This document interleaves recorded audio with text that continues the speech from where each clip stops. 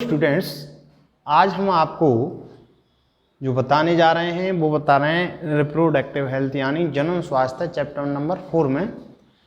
पहली वाली वीडियो में हमने बताया था आपको जनसंख्या विस्फोट यानी पॉपुलेशन एक्सप्लोजन क्या है कि बहुत कम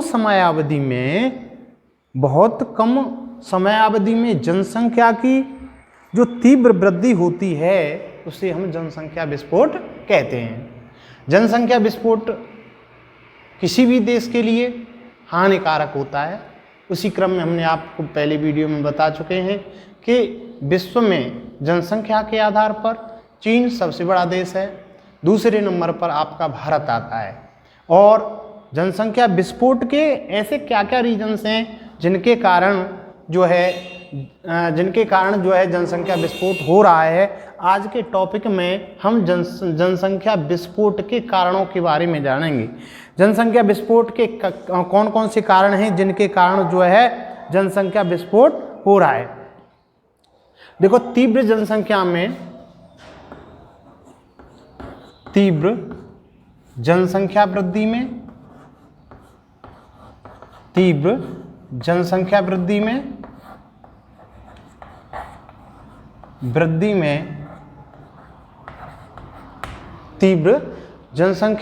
वृद्धि में अनेक कारण होते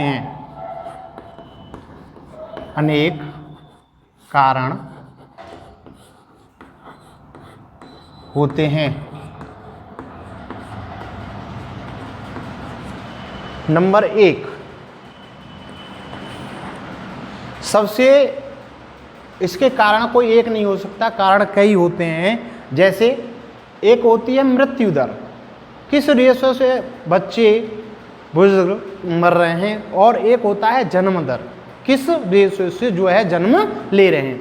तो सबसे पहला जो कारण है वो है हमारी मृत्यु दर में गिरावट, यानी मृत्यु दर में तीव्र गिरावट। जो बच्चे हैं जन्म ज़्यादा ले रहे हैं और मृत्यु कम हो रही है, तो इसे सबसे कारण पहला हुआ मृत्यु दर में गिरावट। मृत्यु दर में गिरावट।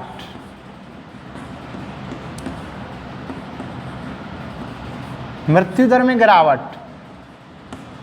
में गिरावट क्यों आ रही है कि जो प्राचीन समय में थे तो वहाँ पर जो है इतनी दवाइयाँ, रोगों के बारे में जानकारियाँ नहीं थी, जिससे क्या था कि जो बाल मृत्यु दर थी वो अधिक थी। और अब धीरे धीरे क्या हुआ कि जो चिकित्सा सेवाएं हैं हमारी, उनमें तीव्र वृद्धि हुई और संक्रामक रोगों के उन्मूलन के टीके विकसित किए गए, उनकी दवाइयाँ विकसित की गईं और उन रोगों को धीरे धीरे कंट्रोल में ले लिया, जिससे क्या हुआ कि मृत्यु दर में गिरावट आ गई। नंबर 2, पहले जब महिलाएं बच्चों को जन्म देती हैं तो प्रसव के समय बहुत सी महिलाएं डेथ हो जाती थी चिकित्सा सुविधाओं के अभाव में। अब क्या है, चिकित्सा सुविधाएं अधिक विकसित हैं, तो इस समय जो है मातृ मृत्यु दर में कमी आई, जिससे जो है जनसंख्या विस्फोट बढ़ा। तो नंबर 2 में क्या लिखेंगे, या नंबर 1 में चिकित्सा सेवाओं में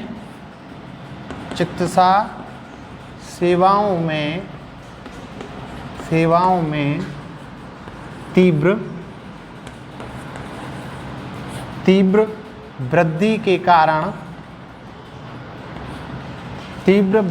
कारण मृत्यु दर में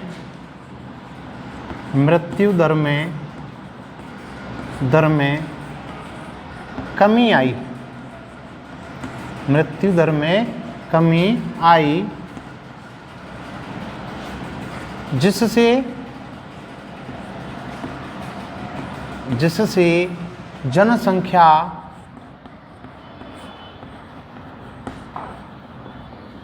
जनसंख्या विस्फोट में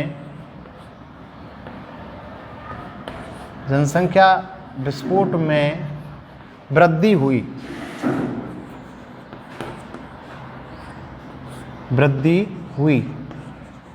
नंबर 2, मार्त मृत्यु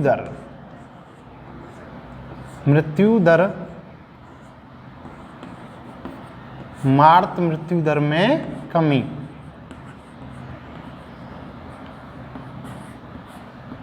मार्त मृत्यु दर क्या है कि प्रसव के समय जो महिलाएं थीं, किसी भी महिला की जो सर्वगता होती है प्रेगनेंसी काल में, जब बच्चे को जन्म देती है, तो उसमें क्या है कि सरकार ने जो प्रचार प्रसार किया, चिकित्सा सेवाओं को मुहैया कराया और उनकी देखभाल की उचित व्यवस्था की। इससे क्या हुआ कि जो मृत्यु दर थी, मार्त मृत्यु दर में कमी आई।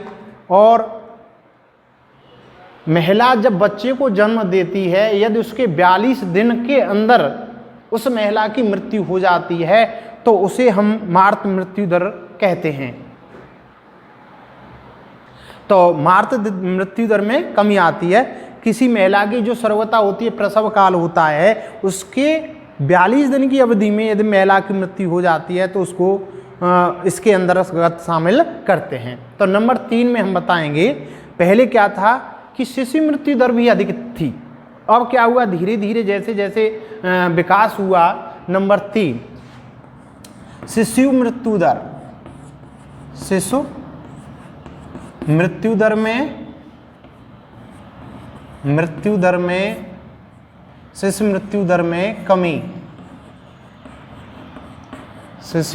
में कमी। पहले क्या था कि बच्चों की जो देखभाल की व्यवस्था थी वो उतनी उचित नहीं थी, और जो रोग थे उनको रोकने के लिए भी कोई वैक्सीन्स वगैरह नहीं थी, जिससे क्या था कि बच्चे जो है अल्प आयु में ही डेड हो जाते थे और उनकी मृत्यु दर अधिक थी। नंबर 4,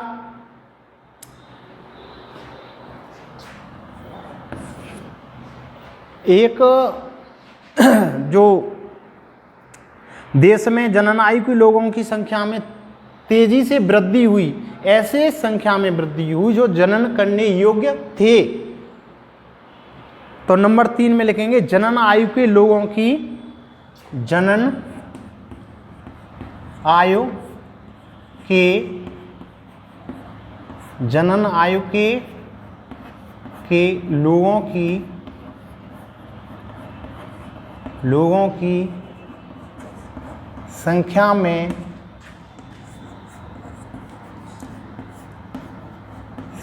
में वृद्धि।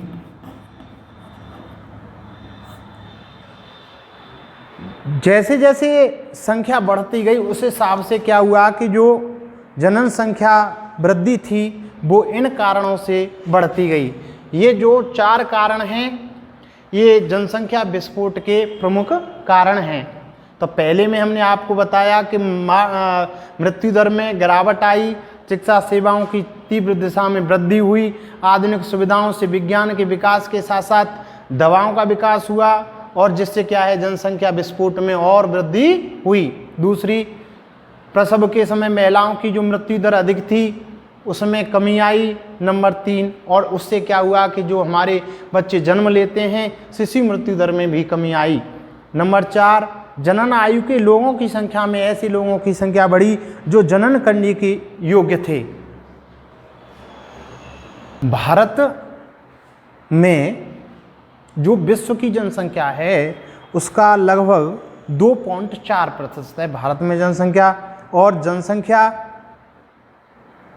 विश्व की कुल जनसंख्या का 17.5% है। इस हिसाब से जो प्राकृतिक संसाधन हैं, किसी भी देश की जनसंख्या जब बढ़ती है तो उनका जो है सही उपयोग नहीं हो पाता है, और जनसंख्या विस्फोट के कई दुष्परिणाम हैं, जिनमें पहला क्या है कि जनसंख्या जैसे जैसे बढ़ती है तो खाद्य उत्पादनों में भी अंकगणितीय रूप से वृद्धि होनी चाहिए। यदि इस रूप से वृद्धि नहीं होती है तो बढ़ती जनसंख्या खाद्यान्न संकट उत्पन्न कर सकती है। तो पहला कारण क्या हुआ हमारा कि बढ़ती हुई एकदम जनसंख्या विस्फोट होगा तो उसके लिए खाद्यान्न में कमी आएगी। नंबर 2, तेजी से बढ़ती जनसंख्या के कारण हमें पर्याप्त आवासीय सुविधाएं नहीं प्राप्त हो पाएंगी। यानी रहने के लिए भी हमें मकान प्राप्त नहीं हो सकेगा।